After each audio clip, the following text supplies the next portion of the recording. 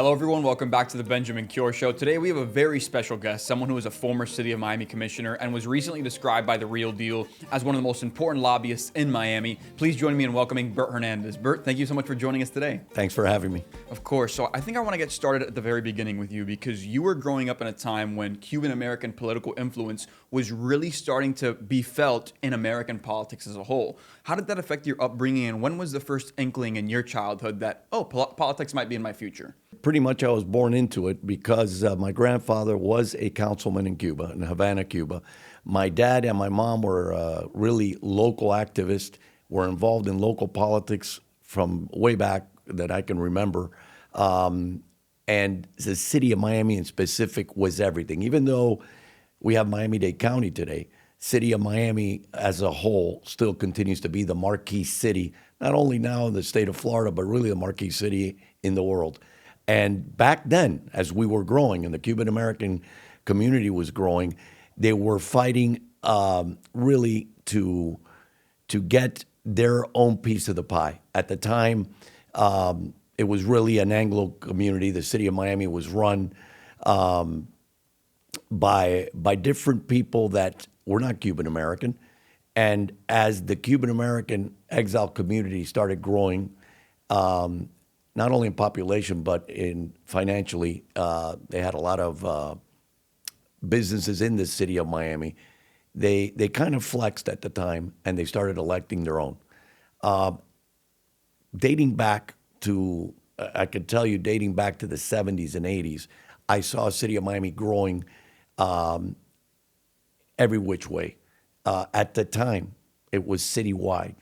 Okay, so when we go talk about local politics and the city of Miami, you have to remember that the districts came further on. And I'm going to tell you how they came about. I had something to do with that.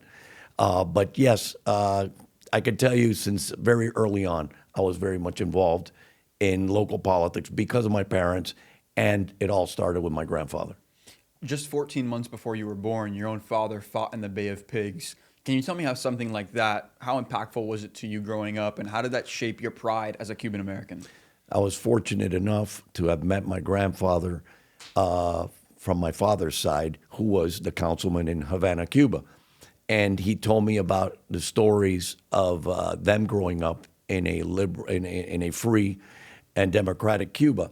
Unfortunately, when I'm born, my dad, we're talking about a group of really kids from 17 all the way to somewhere in their late 20s, decided to join this anti-revolution here in Miami, trained by the United States.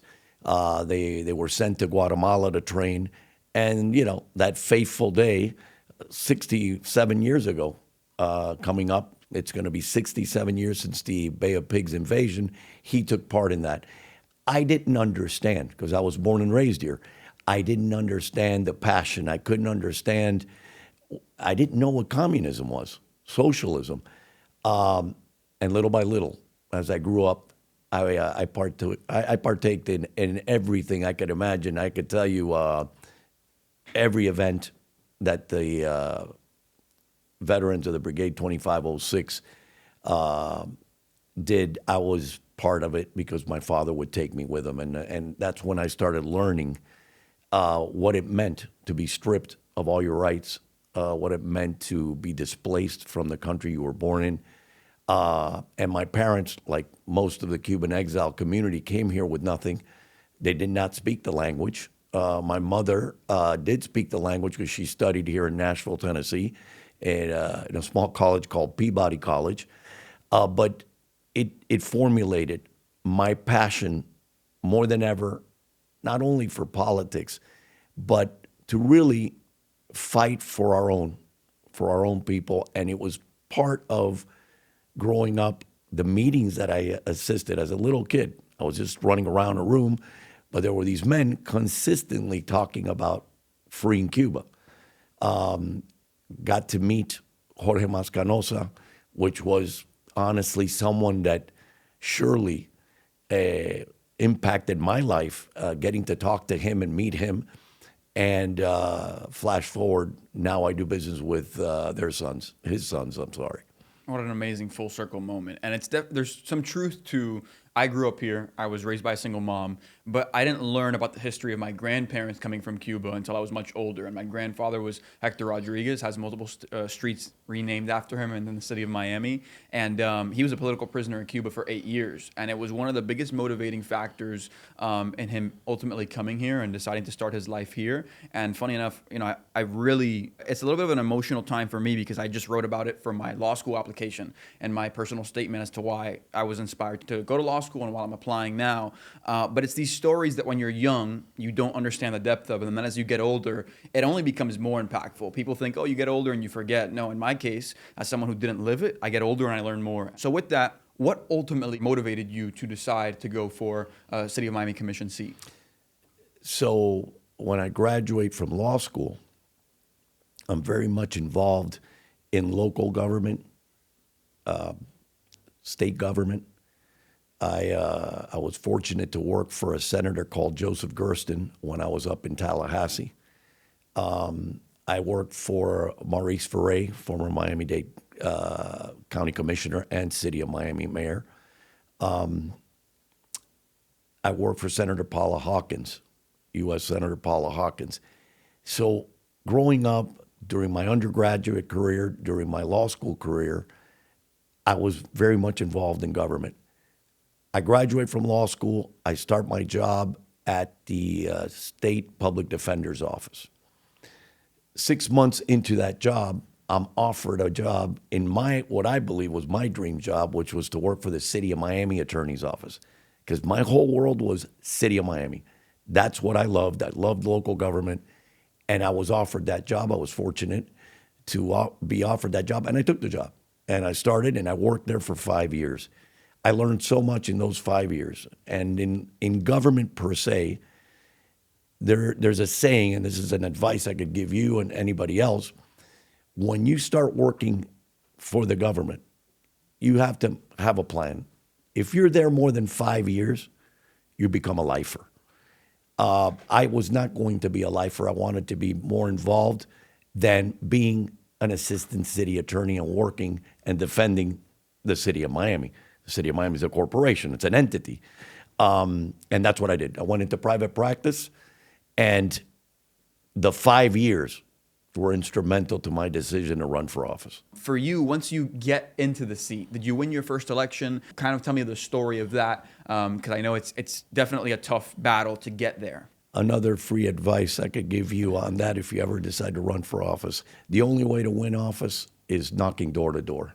You need to meet the voters. You need to go out there and in a process of grassroots, you need to knock on doors. I went through 3 pair of shoes. I went down 2 sizes in my suits, and I would knock door to door. It took me 2 times.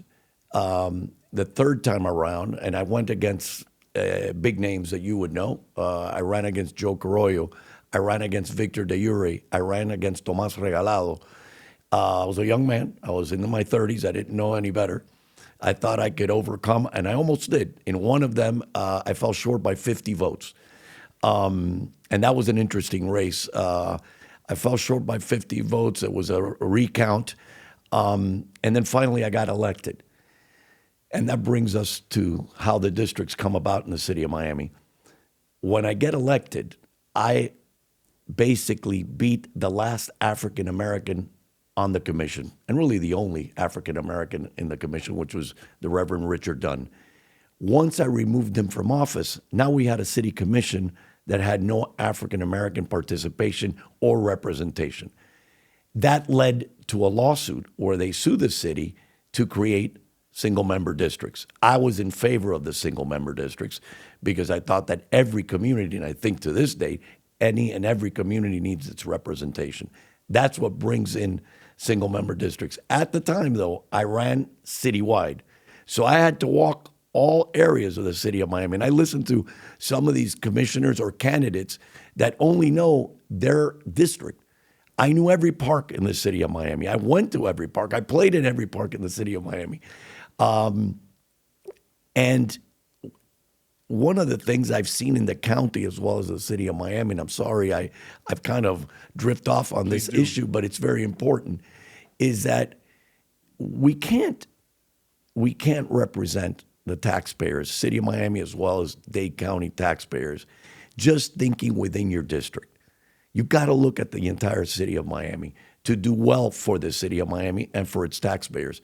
So I get in as a citywide commissioner, and then I end up representing what is today District 3 when the single-member districts were created. You did mention that you ran against some very big names, the Joe Carollos of the world, the Tomas Regalados, some of who are still very much so involved in the arena to this day, which shows just how powerful they are and how much those names weigh in today's society. What did you learn about yourself and about, in that kind of environment? Because it cannot be easy when you're going against, it's not just you trying to share your own vision. You're also combating massive personalities and even bigger platforms here in the middle of a race. You can't make yourself up and create an image. I really believe this is born inside of you. Either you're born for it or you're not. Some people hate politics. Some people hate government. I so happen to love both. And, it came out natural for me to go and meet the people, the taxpayers, the shareholders of the city of Miami, and not only the business community, but the residential community. I really was born and raised in the city of Miami, and I could tell you that I lived across from Citrus Grove Elementary. I knew everybody in the neighborhood. I knocked on every door, every apartment. What I learned was that people need to be taken care of, and people need to know the person that's going to represent them. And that came early because of my mom. So my mom worked at the Latin Chamber of Commerce for over 35 years. And my father was the president of the Salesman Association of the state of Florida. Both of them were constantly helping people, meeting people, especially people that were coming from other countries like Cuba and Nicaragua at the time. Those were the two big communities that were growing by leaps and bounds. Then came the Haitians. In knocking door to door, I got to meet every segment of this community, of the city of Miami.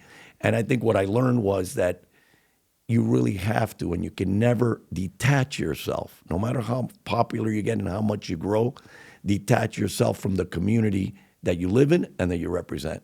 Looking back at your time as a city commissioner, what are you most proud of? Well, my first day as a city commissioner, I'll never forget. At the time, it was Governor Lawton Chiles. And Governor Lawton Chiles we were in the middle of an emergency financial crisis, and he created an emergency oversight board. So basically, we were stripped of our powers as commissioners and the mayor. Everything had to go through this oversight board. We needed them to give us an approval of whatever decisions, financial decisions we were made, because we were on the verge of bankruptcy. This was basically a 5-year deal that I had to sign as one of the commissioners with this emergency oversight board. Luckily, we got out of that emergency oversight situation in a shorter period, and we were able to bring the city into a stable budgetary and financial status. That, and honestly, if you tell me one of the things that I go back to 97 and 98, 96, 97, 98, there was a lot of things going on. The community itself needed assistance from its government. I really take pride in what I did for the seniors of this community. That's really where I concentrated myself. Little Havana today is not the same Little Havana of back then. It was predominantly Cuban-American, and there was a lot of seniors that needed to be taken care of. And overall, as a whole, it was something that I focused on, and I was able to successfully assist them with housing and really their day-to-day living. In your time as commissioner, what do you think you thought being a city commissioner would be like before you got in? And what changed behind the scenes, or what did you realize once you were a commissioner? Remember, I had 5 years that I was dealing with the commissioners, I was dealing with the mayor, I was dealing with the administration. And one thing that rings true to today, you can rock City Hall as much as you want, but it's very hard to change the institution. You have to learn how to work within the institution, so it works in a positive way, right? One of the biggest lessons I got that first year, and again, I had been working with all of these for 5 years, was it's very difficult to change the course of government when they're stuck in what I'm sure you heard in your short time at the city. It's always been done this way. Oh, it's never been done like that, so you can't do it. I don't agree with that, but you hear that a lot in government. It's never been done. Well, it can be done. It could legally be done. Why not? Let's try to do it this way. So that was one of the biggest lessons, was it's very difficult to change the course of an institution that's been around for hundreds of years. And you can do a lot. There's no question, and that's where leadership comes into play. You need to have the rest of your colleagues buy in to your vision. 100%. And I think it's one of those things that I realize now. When you're growing up, you think, less bureaucracy is important, and there's a lot of government employees out there, and there's always been this notion in my lifetime of, especially growing up in a very Trumpian era, of cutting the fat.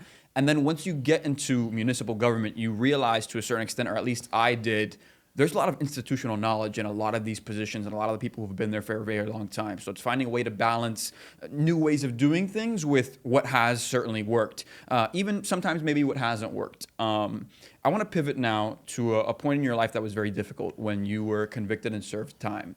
Can you tell us a little bit about that situation, and what do you think till this day the public misunderstands about that situation? Well, listen, the good, the bad, and the ugly, right? I could tell you this much. One thing, and as you get older, and I think that's why it's become a phenomenon, this whole Donald Trump stating and bringing about fake news, he's opened the eyes to a lot of people. You can't believe everything you read or see. The press and the media have a way to manipulate things the way they want a story to be read or seen. And my case was so much, if I could tell you, blown out of proportion. And honestly, I blame it not on the media per se, but you have a sitting commissioner who was chairman of the City of Miami Commission, who was an attorney, and this trophy, it becomes bigger and bigger. They want to see it fall. And it was one of those situations where I was young, extremely powerful at a very young age. Things were coming at me very fast. I relied on a lot of people that I should not have relied or trusted. I made my own mistakes, and I owned those mistakes, and I served and really paid the price. And it was something dealing with developers, dealing with mortgages, wherein, again, the storyline was blown so out of proportion that I didn't even recognize the person they were writing about, which was me. It took a while to process. I basically lost it all at one point in time. Beside my freedom, I lost everything else. And I had to start from scratch once this whole matter had come to an end. But it took a while. It took a while because you're talking about years of having to build your character and your reputation after all of the bad press. Absolutely. In that time, I'm sure you learn a lot about who's in your corner versus who acted like they were in your corner, and loyalty. What did you learn about the people around you that you think is a lesson that you take with you until this day? Well, first and foremost, family, right? So the family and some very dear friends were around at every moment of that process. And it was a long process, fighting, litigating the matter. Family first, obviously a lot of faith in God, and then some friends that stuck around. In politics, it's hard to find true friends. You will notice that, and you will experience it. And I lived it twice, because I win the first time, I get indicted, I get removed from office, and I run again. The second time around, I got more votes than the first time, because people believed in me, they trusted me. But after they removed me the first time, those people that were around me, they left. They weren't around anymore. So, there's a saying in government, I think in the city of Miami, that was another thing I learned, was if you want a friend around here, buy a dog. Because, at the end of the day, it's a blood sport. Politics in the city of Miami has always been difficult. It's always been controversial. And again, I leaned on my faith. I leaned on my parents, my family, my daughters, and obviously some dear friends of mine that date back to high school. Last thing here before we move on to present day, because I think there's a lot to address in your own life as well as in the city as a whole in terms of how much it's grown. What did you learn about yourself during that time? Not just during the hard times, but maybe your entire experience as a city commissioner, both running, winning, being removed from office, subsequently running again, getting more votes a second time around, feeling a little bit vindicated. Throughout that whole process, what did you learn? You can't give up on yourself, number one. You have to have faith that things are going to work out. You have to be persistent. If you're persistent, really all your dreams will come true. Even in the darkest moments, I can honestly tell you that I knew that when I got out of those dark moments, when I got out, that things would be all right, that I would be able to get right back up where I was before. And that comes honestly part my faith, my family, and then my community that I realized immediately upon getting out, all those people that I helped were around. They didn't forget. And they picked up the phone and they called me and they reached out to me. And it was a beautiful time. As a matter of fact, if you want to go further back, and I'm going to tell you now, it was July of 2002. Okay, July of 2002. Why do I know that month? They were doing an event, Commissioner Angel Gonzalez in Alapata. And if Hector Rodriguez is your grandfather, who supported me like you can't imagine, him and his wife, Vanya, my grandmother. of course, Yes, your grandmother. yes. She was the one who prepped me for this interview. She said, treat him well and make sure he knows how much you care about the city, as well as you can learn a thing or two from him. So I did not know this. Yes. So when you mention his name, dear supporter of mine, he invited me to this event at Curtis Park, which is off 20th Street. And I saw him there and your grandmother for the first time in about 4.5 years. And Angel Gonzalez had invited me, who was a supporter of mine before he became a commissioner. So we're all kind of entangled one way or another, but that's what helped me get back up on my feet. I love that. And then how do you reinvent yourself? How do you go through that process of, figuring out what is this next chapter of my life going to look like? Who do I want to be? My passion is to serve, right? So I continued right from the get-go. I went back by default, basically. I went back to where I started, right, which is practice law. What did I do? I joined a law firm. I started working with them. And in that process, I started helping other young people that decided they wanted to run for office. So I got involved in their campaigns. Again, a little bit getting into government again, getting into politics. And then I find there's a huge void in what they call first-party insurance claims. I noticed, and now we're talking about 2005, 2004 and 2005, there was a rash of hurricanes, Charlie, Francis, Jean, Wilma, and Katrina. Those 4 or 5 hurricanes that came by devastated the state of Florida. And the majority, I will tell you, of property owners, especially Hispanics, who did not know about their policy, couldn't read their policy, didn't know their rights, and by nature, to me, representing someone that has a right to claim was natural to me. And I fell into that void back in 2004, and then from 2004 to the present, I have represented thousands and thousands of property owners, residential and commercial, in making sure that their rights are protected and that their best interests are followed up in, and that they get paid what they're owed by their insurance company. And that's what led to National Claims Consultants and National Public Adjusters. We started in 2004, never looked back, and that goes back to serving. I took such pride in handing over a check that they had basically, the property owner had been denied. They told them, listen, we're not paying you anything. I got involved, and they end up getting a check for thousands of dollars.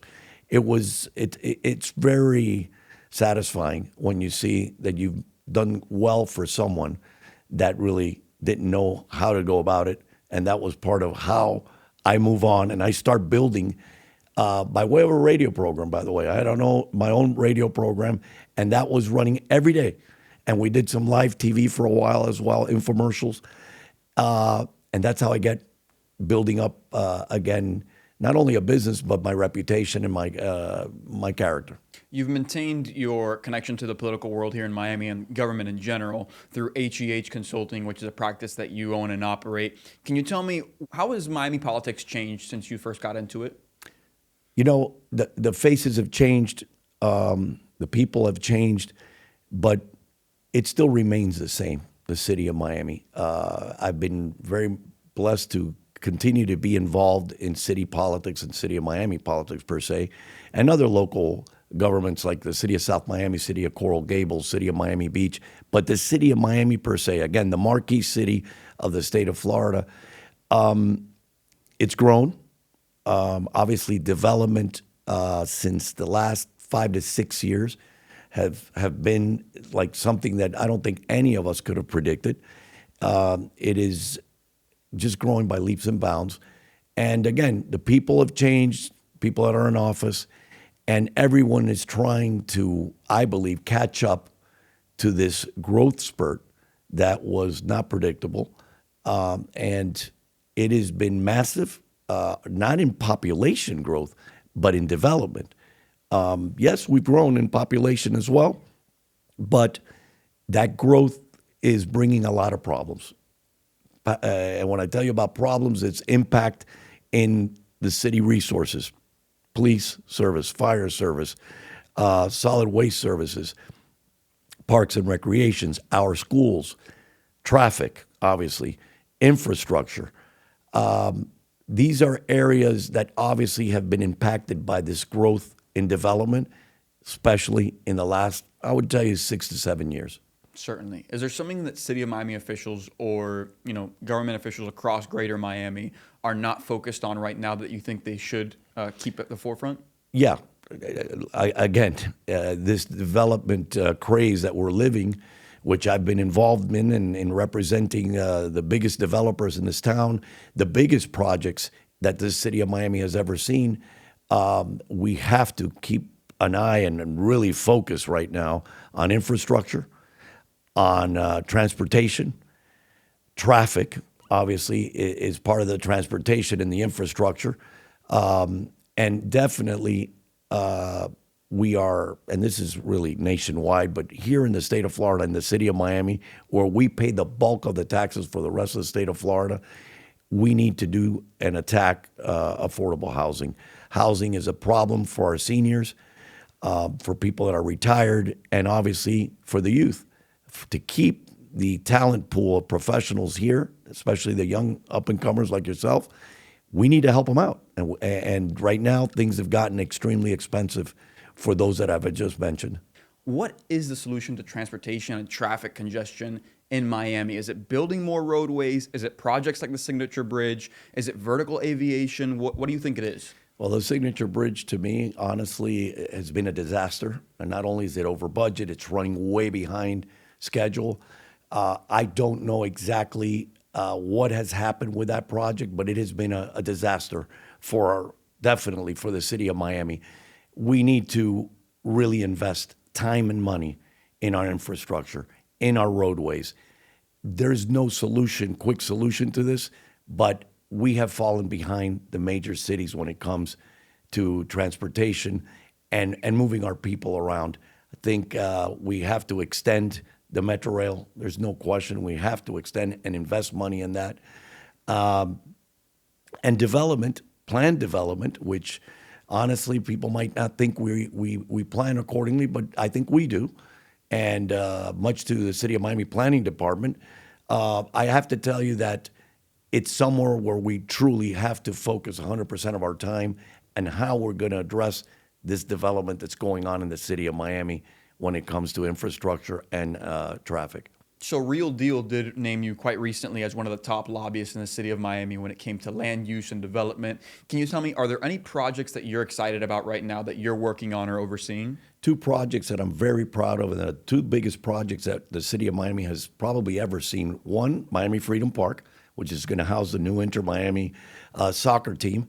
And the other one is I grew representing what was the City of Miami James O. Knight Convention Center. It's going to be no longer a convention center. It's going to be a Hyatt project where it's going to bring 3 towers. It's going to be a little bit of a hotel and a lot of residential apartments. That's a big one. You're talking about a $1.8 billion project. And then you see the commercial aspect of Miami Freedom Park, because we concentrate on the stadium and the garage, but we got there the new City of Miami administration building that's coming, as well as the commercial aspect component of Miami Freedom Park, which is going to be great.